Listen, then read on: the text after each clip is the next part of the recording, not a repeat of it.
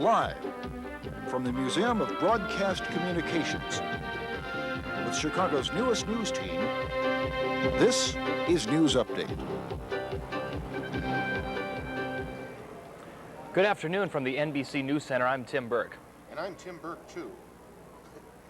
And these are the top news stories at this hour. Hours ago, President Bush arrived in Budapest, Hungary, the second stop in his 8-day tour of Eastern Europe. The president pledged the United States will work with Hungary to continue political and economic reform. Mr. Bush says he hears new voices of hope and promised $25 million in aid to foster a free market economy. The president's tour concludes with the Economic Summit Conference in Paris. Leaders of the world's richest nations will meet to discuss the global environment and the crisis in the Persian Gulf. Of course, NBC News will provide live coverage of the conference beginning Friday morning at 7. In the United States, NASA officials are excited by computerized laser pictures captured by the space satellite Magellan. Magellan has been orbiting the planet Venus since August. Today, the satellite sent pictures of the planet's surface down to Earth. The pictures reveal lava domes as wide as 15 miles.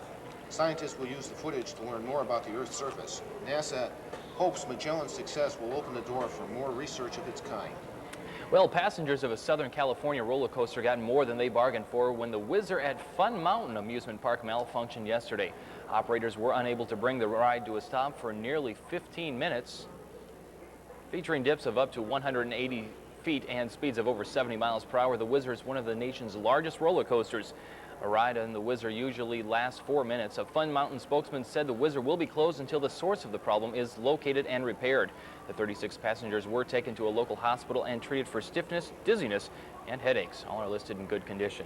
Meanwhile, closer to home, Mayor Daley announced a pilot recycling program for several West Side wards. At a city press conference, the mayor explained the purpose of the program. A city recycling program is long overdue as a vital component of our overall solid waste management effort. The city will distribute special blue bins to the test wards. Residents are asked to use the bins to collect glass bottles, metal cans, and plastic milk and water containers. The mayor urged participation because the city is running out of landfill space. If successful, more wards will adopt the program later this year. When we return, we'll have more local news, plus a report on the heavy rains that have caused extensive flooding in the southeast. And now Kraft proudly presents Velveeta versus Cheddar in another cooking performance. Velveeta melts smooth, the cheddar runs. Velveeta cooks good, the cheddar clumps. Velveeta the blend that cooks better, 'cause Velveeta melts better Then cheddar. Yes, for smoother melting. For your good cooking, no single cheese cooks like Velveeta.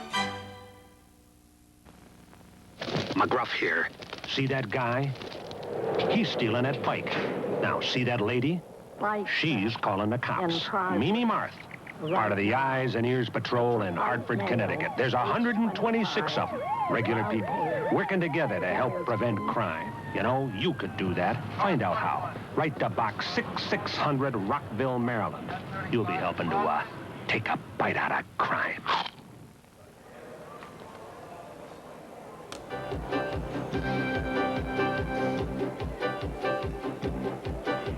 Well, power was restored to north side neighborhoods today. Dozens of homes and businesses were left in the dark for nearly 48 hours. The second area blackout this year was caused by a generator fire which severed thousands of wires.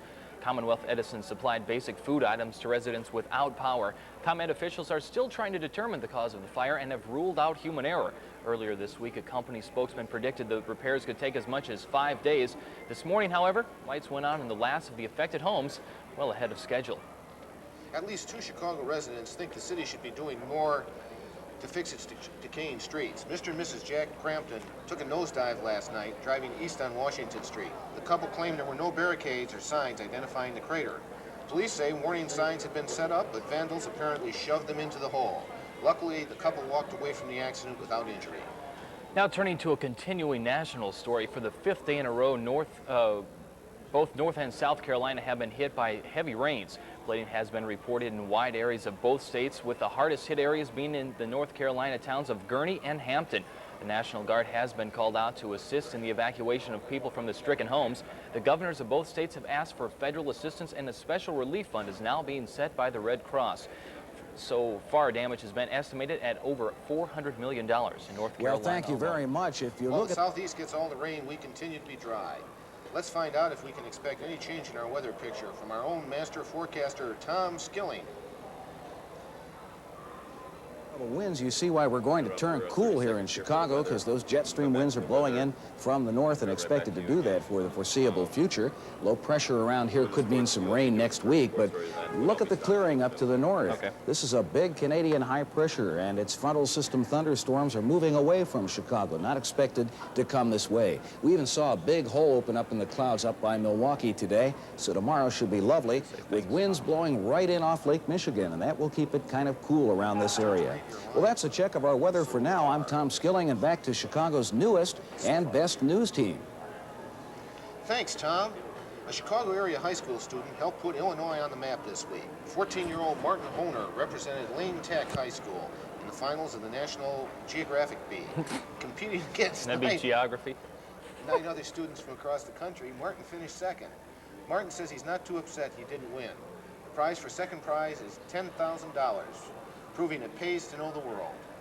Now in sports, I'm happy to report both the Cubs and the Sox are continuing their winning streaks. Yesterday, before 32,000 fans at Wrigley Field, the Cubs defeated the Padres 5-3. Ryan Sandberg put the Cubs out in front with a homer in the 6th inning. There's a drive in the left field. Way back it might be. It is! Holy cow! In other National League action, the Phillies beat the Reds by 1. The Giants ended their losing streak by overcoming the Pirates in 12 innings. The Expos got past the Braves, and the Cards won a squeaker over the Dodgers 3-2. Meanwhile, on the south side, the Sox won their 7th in a row as they blasted the Cleveland Indians 8-2. No other American League finals to report. The Sox wind up their homestand against Cleveland tomorrow night at the new Comiskey Park. Well, the Bulls had the day off after Thursday's big playoff victory. Coach Phil Jackson says he's impressed with the team's performance, but will take nothing for granted. The best-of-5 series continues Sunday afternoon at the stadium. NBC Sports will feature expanded playoff coverage Sunday night at 10. Now in football, the Bears begin their minicamp this week. First-round draft choice Stan Thomas is eyeing a starting spot on the offensive line. Other rookies simply have to make the team. Hope to make the team. The camp is optional to veterans. Coach Mike Ditka said he has encouraged many players decided to get in shape early this year.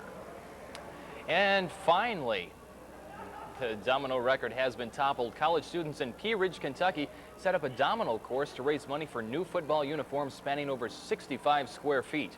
The domino course took nearly 2 weeks to set up and about 3 minutes to knock down. When it was finished, over 3 million dominoes fell, doubling the old world record set in 1981. Wow. Well, you're gonna wait.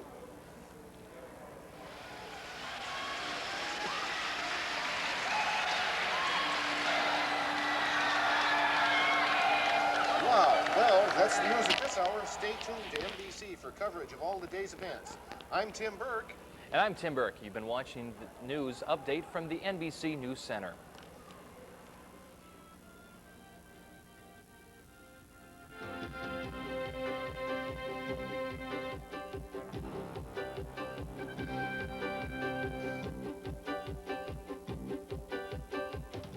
This has been a presentation of the Museum of Broadcast Communications.